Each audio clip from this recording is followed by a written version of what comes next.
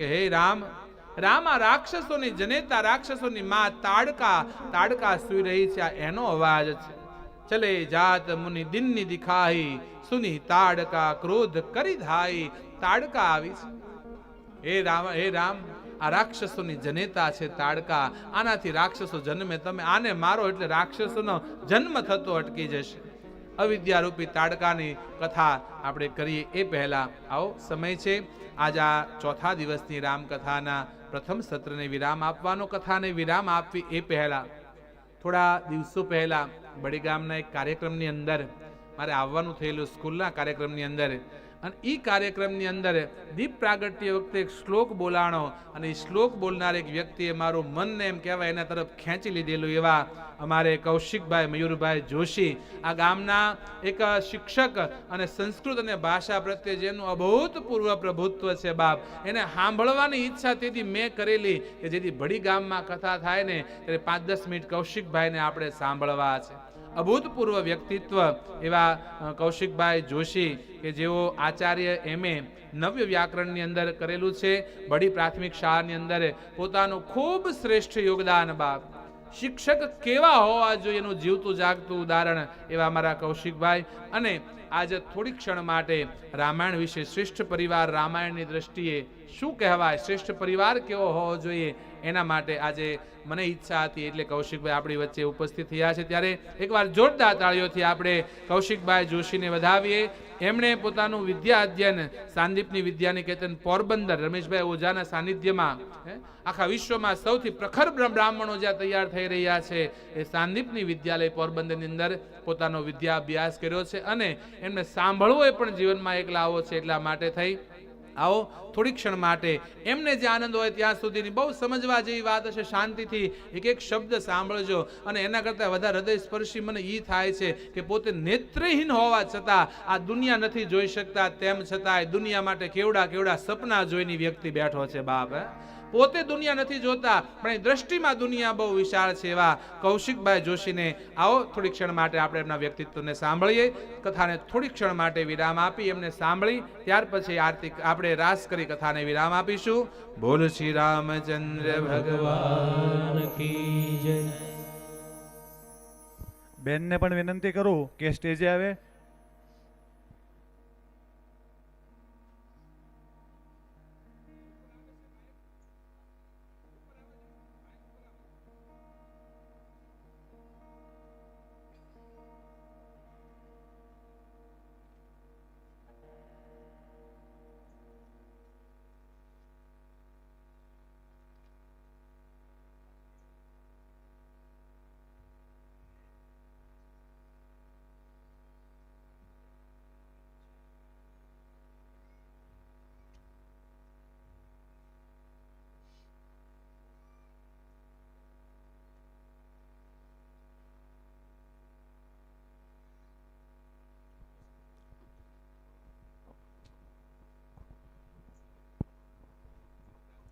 Hello hello hello. વાગર્થા વિવ સંપૃક્તૌ વાગર્થઃ પ્રતિપત્તયે જગતઃ પિતરો વંદે પાર્વતી પરમેશ્વરો. રામો રાજમણિ સદા વિજયતે રામં રમેશં ભજે રામેણાભિહતા નિશાચર ચમો રામાય તસ્મૈ નમઃ. રામાન્નાસ્તિ પરાયણં પરતરં રામસ્ય દાસોસ્મ્યહં. રામે ચિત્તલયઃ સદા ભવતુ મે ભો રામ મામુદ્ધરઃ. શ્રી રામચંદ્ર ચરણો મનસા સ્મરામી.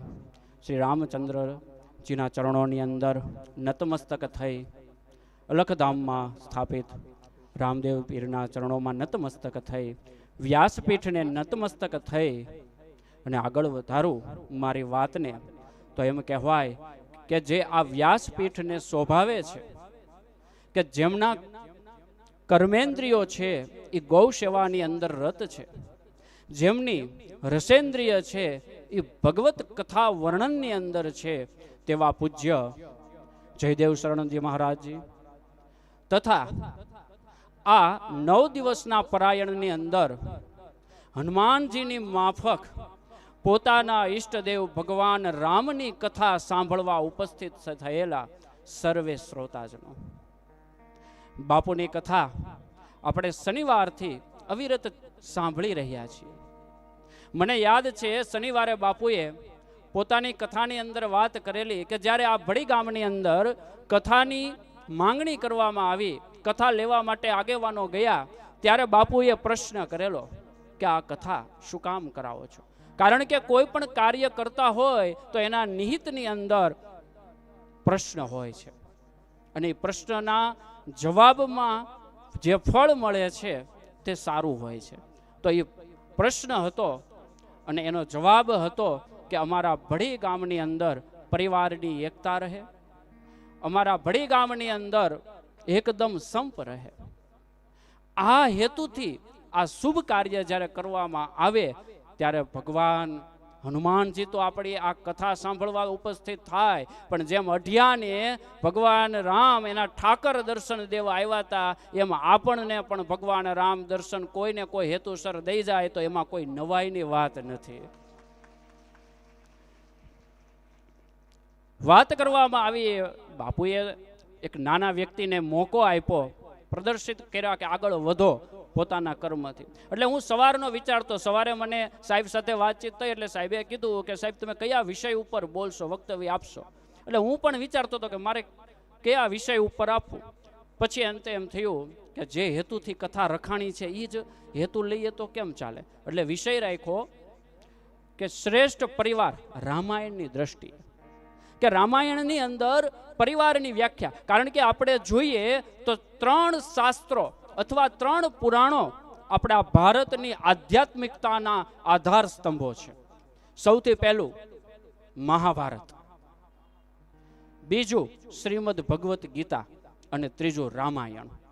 શ્રીમદ ભગવત ગીતા જે છે એને આપણે એમ કહી શકીએ કે વિયોગનું શાસ્ત્ર છે. એની અંદર વિયોગની વાત છે, એની અંદર ગોપીના વિરહની વાત છે, એની અંદર ગોપીઓને પણ ગાવું પડ્યું હતું, જયતિ તે અધિકમ જન્મના વ્રજ શ્રયત ઇન્દિરા સસ્વદત્રહી, કે એની અંદર વિરહની વાત છે.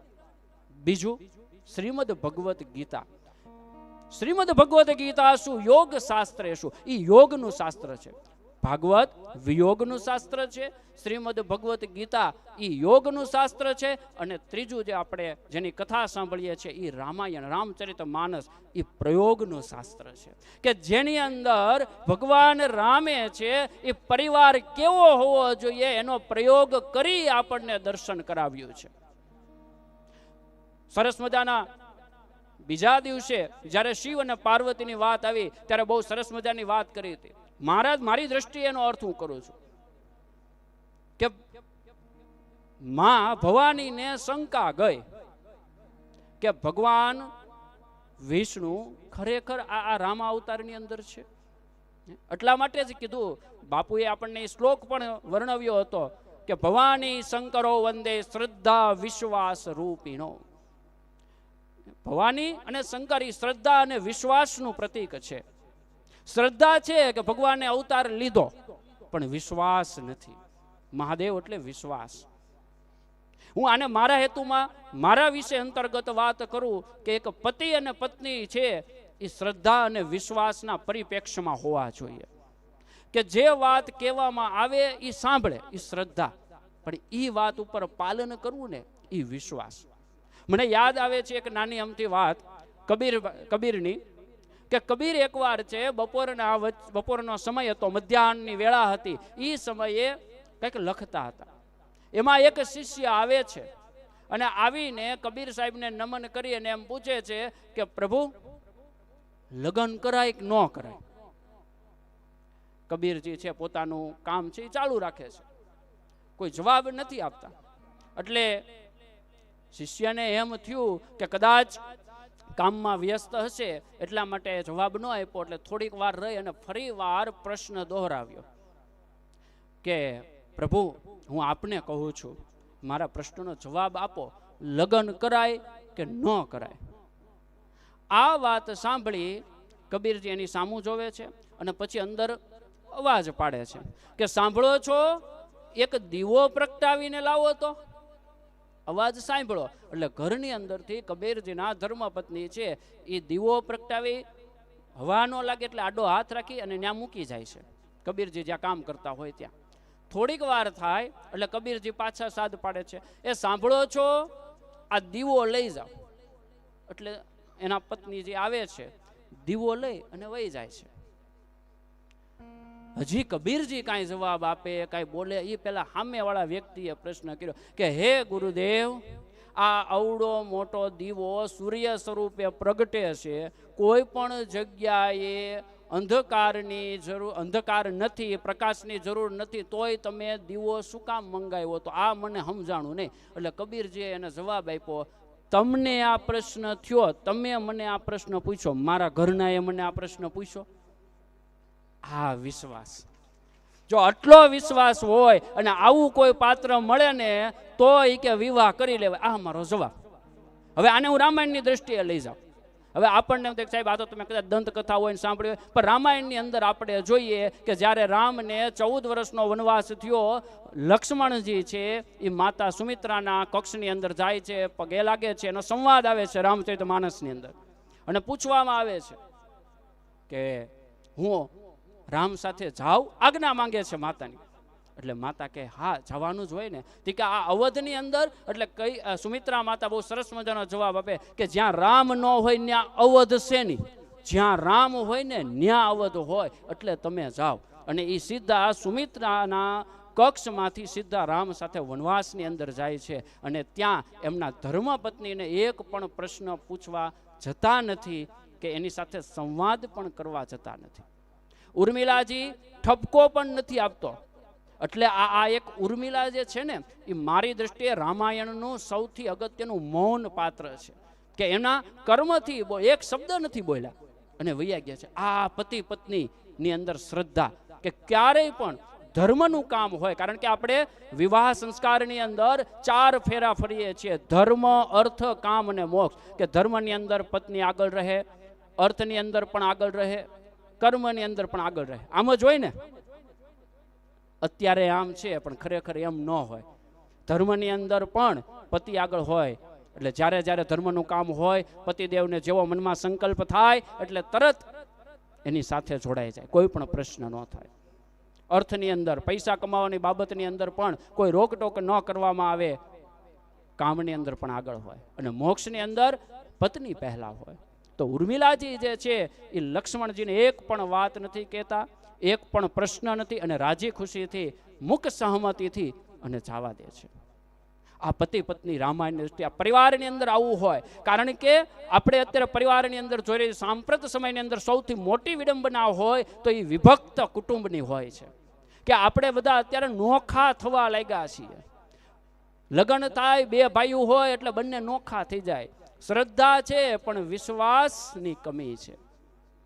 ભવાની શંકરો વંદે, પરિવારીનો શ્લોક કે શ્રદ્ધા અને વિશ્વાસ. કુટુંબની અંદર આપણને શ્રદ્ધા અને વિશ્વાસ. હવે થોડુંક આની અંદર સમજાય દો. ઘણાને આમાં પ્રશ્ન થતો હશે કે આ શ્રદ્ધા અને વિશ્વાસ શું? આપણે અત્યારે શ્રદ્ધાવાન બહુ છીએ પણ વિશ્વાસ ઓછો છે.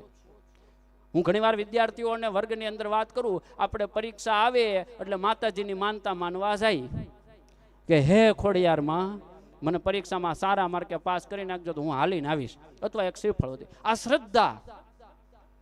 પણ જેવું કામ થોડું ઘણું વહેલું મોડું થાય પછી બીજી વાર પરીક્ષા આવે ને તો ખોડિયારમાંને ન યાદ કરે, પછી આમ વયા જાય માંગલમાં બાજુ. આ વિશ્વાસ નથી.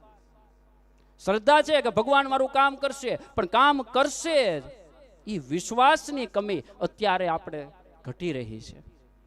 અને એટલા માટે જ કોઈ સાંપ્રત સમયના લેખકે 4 પંક્તિ બહુ સરસ મજાની લખી છે કે પુષ્પને નીચોવીને, ફૂલોને નીચોવીને, અત્તર કાઢીને કોણ ફૂલોની દશાને પૂછે છે. અત્તરને નીચોવીને કોણ ફૂલોની દશાને પૂછે છે. અરે સમય અને સંજોગો ઝુકાવે છે, બાકી અહીંયા કોણ ઈશ્વરને પૂજે છે. આપણે એવા વ્યક્તિ છીએ, જો આપણને કષ્ટ ન પડે તો આપણે ભગવાનને યાદ કરવા વાળા વ્યક્તિઓ નથી. બદલી નાખીએ છીએ. માનતા પૂરી ન થાય એટલે ભગવાનને બદલી નાખીએ છીએ. એટલે આ જે છે એ પતિ પત્નીની વાત કરી. એનાથી વિશેષ આગળ વાત કરું. ઘણીવાર રામાયણની અંદર ઘણા લોકો એમ પૂછે કે આ વાલી જે છે એમને તો ભગવાને સંતાઈને બાણ માર્યું હતું. ભગવાન હતા, બુદ્ધિજીવી હોય ને. હમણાં જ બાપુ આપણને વાત કરતા હતા કે જ્યાં બુદ્ધિનો ઉપયોગ આવે ને ત્યાં થોડીક શંકાઓ વધારે જન્મે. તો એ વાત કરી કે વાલીને સંતાઈને, જો વિશ્વના નાથ હોય, પ્રભુ સાક્ષાત હોય તો સામે જઈને ન બાણ. આ જ પ્રશ્ન છે એ વાલીએ કર્યો હતો કે મારી અને સુગ્રીવ અમારા બે ભાઈઓની લડાઈ હતી તો તમે શું કામ વચ્ચે આવ્યા? ત્યારે એમ કીધું કે તમારી બે ભાઈઓની લડાઈ હોત ને તો હું વચ્ચે ન આવત. આ રામચરિતમાનસની અંદર ઉલ્લેખ છે હો કે હું ન આવત. પણ અનુજ ભાર્યા, શિષ્યા, પુત્રવધુ અને ભગિની, આ ચારેય પુત્રી સમાન છે. અનુજ ભાર્યા એટલે ભાઈની પત્ની, આપણાથી નાનો ભાઈ હોય એની પત્ની. ભગિની એટલે આપણી બહેન. શિષ્યા કે જેની પાસેથી આપણે અથવા જેને આપણે ભણાવ્યા હોય, અભ્યાસ કરાવ્યો હોય, કંઈક શીખવ્યું હોય, એ શિષ્યા. અને પુત્રવધુ આપણા દીકરાની પત્ની. આ ચારેય છે ને એ પુત્રી સમાન છે, એક દીકરી સમાન છે. અને તે તારા અનુજની ભાર્યાનું હરણ કરેલું હતું એટલે તને મારવામાં કોઈ પાપ નથી. આ વાત છે એ પાછું ભાગવતની અંદર એ પરિપ્રેક્ષમાં છે. આપણને પ્રશ્ન થાય કે આ વાત એમાં કેવી રીતે? તો એની વાત આપણે સૌ જાણીએ છીએ કે પાંડવોને છે અજ્ઞાતવાસ થયેલો હતો 12 વર્ષના અંતે. ત્યારે અર્જુન છે એ બ્રહ્નલ્લાનું રૂપ લઈને આવે છે. અને બ્રહ્નલ્લાના રૂપે વિરાટ રાજા જે હોય છે એની દીકરી જેનું નામ ઉત્તરા, એ ઉત્તરાને નૃત્ય શીખવે છે.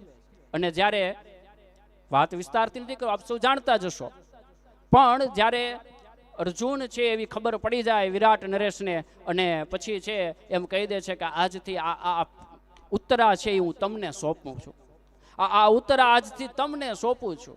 આ વાત એને કીધી એટલે તરત અર્જુને કીધું કે તમારી વાત તો સાચી, તમે મને સોંપી, પણ હું આનો સ્વીકાર ન કરી શકું. કેમ? તો કે આ મારી શિષ્યા છે, મેં આને નૃત્ય શીખવાડ્યું છે, આ મારી શિષ્યા છે, અને હું પત્ની સ્વરૂપે તો સ્વીકાર ન જ કરી શકું. તો હવે કરવું શું? ધર્મ સંકટ થયું. કારણ કે પહેલાના સમયમાં જે વચન મુખમાંથી નીકળી જતું એ પાળવું પડતું. અત્યારની જેમ નહીં, આમ હારું લ્યો કાંઈ વાંધો નહીં. આ એક વ્યક્તિ છે એ આમ દરિયાની અંદર મોટું નાતો તો વેણ આવ્યું ને તો ડૂબી ગયો ને તો ભગવાનને, એ ભગવાન તમે મને બચાવી લ્યો, હું તમને સાંજે ખીચડી ધરાવીશ. ભગવાને સાંભળી લીધું અને આમ તરત મોટું વેણ આવ્યું, બહાર નીકળી ગયો. એ બહાર નીકળ્યો, ઊભો થઈને હાલવા મળે કે સારું થયું આ વેણ આવ્યું, બાકી ભગવાન ક્યારે મદદમાં આવે. ભગવાનને એમ થયું તો મેં આને બચાવ્યો અને ઉપરથી આમ કીધું તો તરત બીજું મોટું વેણ આવ્યું, પાછો દરિયામાં ખેંચી ગયા. તો તરત એ પાછો ફરી ગયો, હે ભગવાન તમે ખોટું માની ગયા. એ કે હું તો તમને એમ પૂછતો હતો કે કેવી ખીચડી, એ કે વઘારેલી કે હાદી. આપણે આવા વ્યક્તિઓ છીએ કે આપણો જો સારો સમય આવે ને તો આપણે ભગવાનને આમ કઈ નીકળી જાય એવા છીએ. તો કે આ વચન આપણે ફેરવી નાખીએ, પણ એને ન ફેરવું. તો કે હવે કરવું શું? હવે તો આ વાગદત્તા થઈ ગઈ.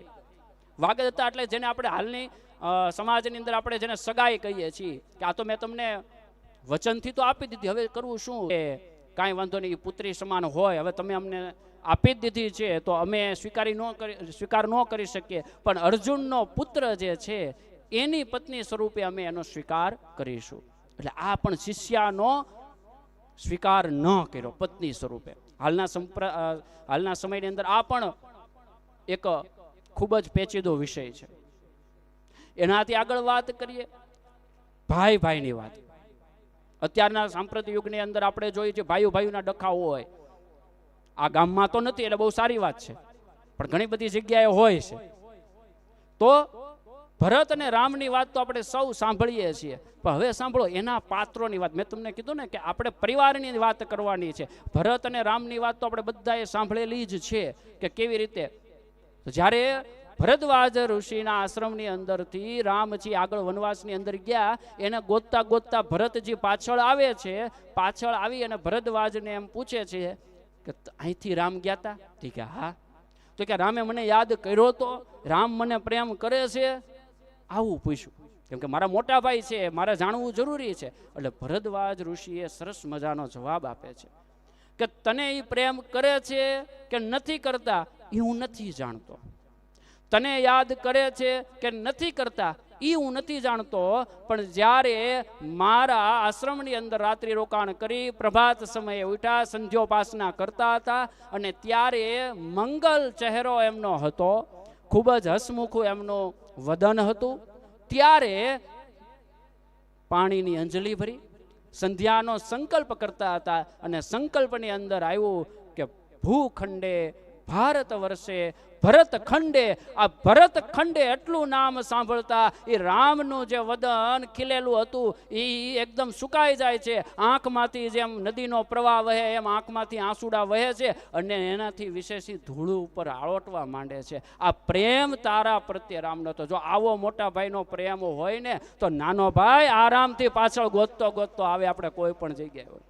અત્યારે આપણે જોતા હોય સાંપ્રત સમયમાં ખુરશીની ખેંચી હોય, પણ મારે અત્યારના સમયે કહેવું ઘટે કે આ ઈ રામ રાજ્યની આપણે વાત કરીએ છીએ. આપણે ઈ રામ પરિવારની વાત કરીએ છીએ કે જેની અંદર 14 વર્ષ સુધી એક રાજ્યનું સિંહાસન ફૂટબોલની જેમ આમથી આમ હિંચકો ખાસતું હતું, કોઈ સ્વીકારવા તૈયાર નહોતું. જ્યારે લક્ષ્મણને મૂર્છા આવે છે, આપણે એ જાણીએ છીએ, મૂર્છા આવે છે, હનુમાનજી સંજીવની લેવા માટે પર્વત ઉપર જાય છે અને લઈને આવે છે, એ કથા પણ આપણને ખબર છે. અને ત્યારે વચમાં અયોધ્યાની અંદર અવકાશ લે છે, થોડોક સમય વિરામ લે છે, અને ત્યારે બધા એને મળવા આવે છે. કૌશલ્યાજી મળવા આવે છે, સુમિત્રાજી મળવા આવે છે, એમના લક્ષ્મણજીના ઘરના ઉર્મિલાજી પણ ત્યારે ત્યાં હાજર હોય છે.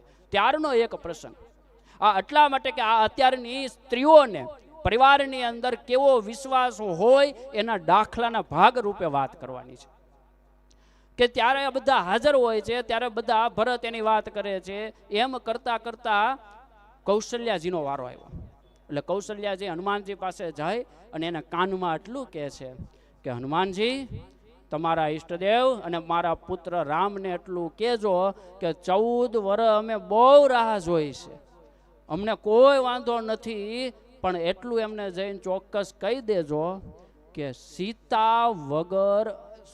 લક્ષ્મણ વગર પાછા અયોધ્યાની અંદર પગ ન મૂકે. આ જઈને તમારા ઈષ્ટદેવને રામને કહી દેજો. આ એક માતાનો પ્રેમ. હવે એનાથી વિશેષ સુમિત્રાજીનો વારો આવે છે. એ જઈ અને હનુમાનજીના કાનમાં એમ કહે છે કે દીદીએ શું કીધું એ તો મને ખબર નથી, પણ તમારા રામને જઈને એટલું કહી દેજો કે 14 વર્ષ નહીં, કદાચ બીજા 14 વર્ષ ગાળવા પડે તો અમે તૈયાર છીએ, પણ સીતાજીને લીધા વગર અહીંયા ન આવે. અને હા, એનાથી વિશેષ સીતાજીને લેવા માટે કદાચ આ મારો એક લાલ કુરબાન થઈ જાય ને તો બીજો દેવાય માટે હું તૈયાર છું. એ કે આ પરિવાર. અને હવે ત્રીજી વાત જો તમને સમજાય ને તો તમારા હાથને છૂટા મૂકી દેવા વિનંતી. કે ત્રીજી વાત, આ બધાનો સંવાદ ચાલ્યો. હનુમાનજી છે એ જોયું કે આ બધાના ચહેરા ઉપર થોડી ચિંતાની લકીરો હતી, પણ ઉર્મિલાજી છે એ મંદ મંદ હાસ્ય કરતા હતા. એટલે ઉર્મિલાજી પાસે જઈને એટલું જ હનુમાનજીએ કીધું કે તમને કોઈ ચિંતા નથી થતી? તમને કાંઈ તમારે સંદેશો નથી આપવો? તમારા પતિ જે છે એ જો કાલ સવારનો સૂર્યોદય થઈ જશે તો કદાચ ફરીવાર તમે એનું મુખ નહીં જોઈ શકો, તમને આ ચિંતા નથી થતી? ત્યારે ઉર્મિલાજી જે જવાબ આપે છે ને, એ જવાબ જો આપણે હૃદયની અંદર બેસાડી દઈએ અને જો એ ભાવના આવી જાય ને તો આ રામકથા છે એ સાર્થક થઈ જાય. એક મોટા ભાઈ ઉપર કેટલો વિશ્વાસ હોય ને એની આ વાત છે. કે ઉર્મિલાજીએ હનુમાનજીને એટલું કીધું, આ બધાએ તમને જે કીધું એ હનુમાનજી, તો આ બધાને કદાચ વિશ્વાસ હોય કે ન હોય, પણ મને રામ ઉપર પૂરેપૂરો વિશ્વાસ છે. અને તમને જો વિશ્વાસ ન હોય ને તો આ રાત નહીં, કદાચ અઠવાડિયું તમે અહીંયા રોકાઈ જાઓ, તમારી આગતા સ્વાગતા કરીએ, પણ મારા પતિદેવ જેના ખોળામાં હુતા છે ને એના ખોળામાંથી એનો પ્રાણ યમરાજ તો શું સ્વયં મહાકાલ આવે ને તોય લઈ ન જઈ શકે. આ વિશ્વાસ ઘર પરિવારની અંદર હોવો જોઈએ. માત્ર આ તો આપણે રામની વાત કરીએ, રાવણનું પાત્ર પણ એવું છે. રાવણની અંદર એમના 2 ભાઈઓની વાત છે, આપણે સૌ જાણીએ. જો રાવણ જેવો તેવો વ્યક્તિ નહોતો, કદાચ આપણે માનતા હોય તો એ વાત ખોટી છે. સ્વયં મહાકાલને પણ જ્યારે યાદ કરે ત્યારે આવવું પડતું. રાવણ છે એ જ્યારે કૈલાસની અંદર જતો હતો, કૈલાસ આખો હલવા લાગતો. કૈલાસની અંદર જાતો હોય ત્યારે સ્તુતિગાન કરતો જાતો હોય. ચટાટવી ગલજ્વલ પ્રવાહ પાવિટસ્થલે ગલે વલંબે લંબિતામ ભુજંગ તુંગ માલિકા ડમટ ડમટ ડમટ ડમટ નિનાદ ડવટ ડમર વયમ ચકાર ચંડ તાંડવમ તનોતુ નસ્યો. આમ જ્યારે એ તાંડવ સ્ત્રોત બોલતો બોલતો જાય ને ત્યારે કૈલાસ આમ ડોલવા માંડતો. ત્યારે ભગવાન શિવે એમ કીધેલું કે તમે તારે ન્યા રહેજો, તમે જ્યારે તમે મને યાદ કરશો ને ત્યારે હું સ્વયં તમને દર્શન દેવાય. હવે એ વ્યક્તિ હોય શું એની મતિ મરી ગઈ હોય? નહીં નહીં નહીં. પણ એને તો વચનો બધા એના કુળનો ઉદ્ધાર કરવો હતો. એના ભાઈઓની અંદર વિભીષણને એને કાઢી મૂકે તો આપણે સૌ કથા જાણીએ છીએ. ક્યારેક કુંભકર્ણ અને રાવણ વચ્ચેનો સંવાદ પણ સાંભળવો. કુંભકર્ણ પણ ઠપકો આપે છે અને કહે છે કે તમને ખબર નહોતી જગતજનનીને તમે લઈ આવ્યા છો, કે એ વસ્તુ તું રહેવા દે, હવે જે થઈ ગયું છે એ થઈ ગયું છે. તારે મને ઠપકો દેવો હોય વિભીષણની જેમ તો તને છૂટી છે, કે તને જવાની છૂટી છે. ત્યારે કહે છે કુંભકર્ણ કે નાના ભાઈનું કર્તવ્ય છે કે મોટા ભાઈ ગમે એ પગલું ભરે પણ એનો સાથ નહીં છોડવાનો. એટલા માટે હું યુદ્ધ લડીશ. મને ખબર છે મારું મોત છે સામે છે એ સાક્ષાત ઈષ્ટ છે, સાક્ષાત દેવ છે, ત્રિલોકનો નાથ છે, પણ છતાં હું તને સાથ આપવા માટે લડીશ. અને જ્યારે યુદ્ધની અંદર જાય છે ત્યારે વિભીષણ અને કુંભકર્ણનો સંવાદ આવે છે ત્યારે પણ વાત કરે છે. ત્યારે એ વિભીષણને કુંભકર્ણ એમ કહે છે કે ભલે તમે રામની ભક્તિની અંદર લીન થઈ જાઓ, તમે પરિપાલન થઈ જાઓ, તમે મોટા ભક્ત બની જાઓ, પણ આ દુનિયા છે ને તમને એક ગદ્દાર તરીકે જ ઓળખશે. કારણ કે તમે તમારા ભાઈનો જ્યારે વિકટ સમય હતો એ સમય છોડીને તમે અહીંયા આવ્યા છો. એટલે કદાચ તમે હવે ગમે એવા ભક્ત બની જાઓ ને તોય તે આ દુનિયા ગદ્દાર તરીકે તમને પૂછશે. એટલા માટે ક્યારેય નાના ભાઈએ પણ મોટા ભાઈનો સાથ કોઈ પણ વિકટ પરિસ્થિતિની અંદર ન છોડવો. અને નાના ભાઈ છે એ હંમેશા આપણે જોતા હોય એક વેત ઊંચા ચાલે. શું કામ? કારણ કે એના મોટા ભાઈ ઉપર વિશ્વાસ હોય. જેથી એનો મોટો ભાઈની છત્ર છાયા છે ને એના મસ્તક ઉપરથી વહી જાય ને ત્યારે જ એ ડગમગે છે.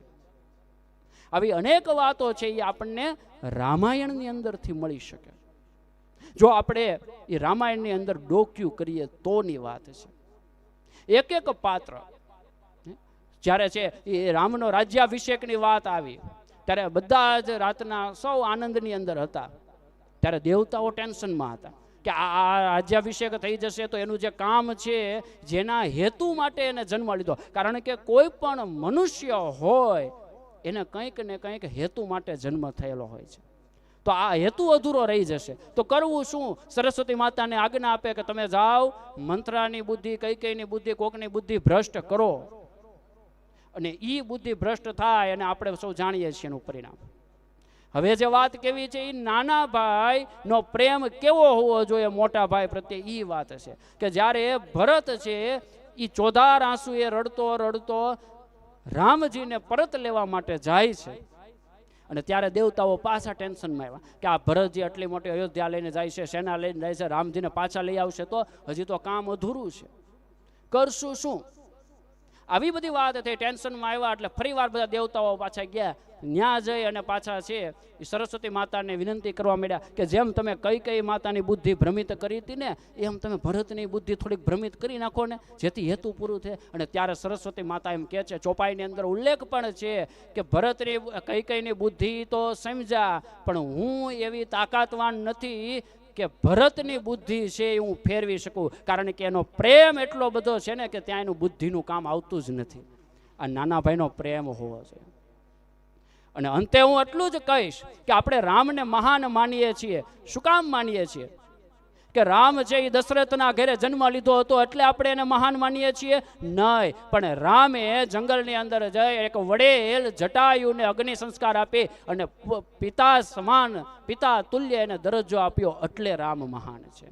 રામ છે એ કૌશલ્યના ઉદરે જન્મ લીધો એટલે મહાન છે? નહીં, પણ રામ જે છે એ આ જગતે તિરસ્કાર કરેલી અહલ્યાને દેવી કહીને સંબોધન કર્યું એટલા માટે રામ મહાન છે. રામ છે એ ભરતના મોટા ભાઈ છે એટલે મહાન છે? નહીં, રામ એટલા માટે મહાન છે કે જ્યારે સોનાની લંકા જીતી ગયા અને ધાર હતો ત્યાં ત્યાં રાજ્યાભિષેક કરી અને વસવાટ કરી શકે. લક્ષ્મણે કીધું હતું કે ભાઈ આ સોનાની લંકા છે અહીંયા રહી જવું છે. ત્યારે રામજીએ કીધું તું કે સ્વર્ણમય લંકા નમે રોચતે લક્ષ્મણ, સ્વર્ણમય લંકા નમે રોચતે લક્ષ્મણ, જનની જન્મભૂમિશ્ચ સ્વર્ગાદપી ગરીયસી, કે આ સોનાની લંકા મને નથી ગમતી. એને તર છોડીને આવી ગયા હતા, એટલા માટે રામ મહાન છે. તો આવા મહાન રામના જે કાંઈ આપણે રામાયણ એટલે રામ તરફની ગતિ, રામ કથા આપણે જ્યારે સાંભળીએ છીએ ત્યારે આપણા પરિવારની અંદર રામ કથા જેવો, રામના પરિવારની અંદર જે ભાવ હતો એવો ભાવ, એવો પ્રેમ આપ સૌના કુટુંબની અંદર જન્મે, તે ભગવાનના ચરણોમાં પ્રાર્થના કરી અને મારી વાણીને વિરામ આપું છું. ખૂબ ખૂબ આભાર.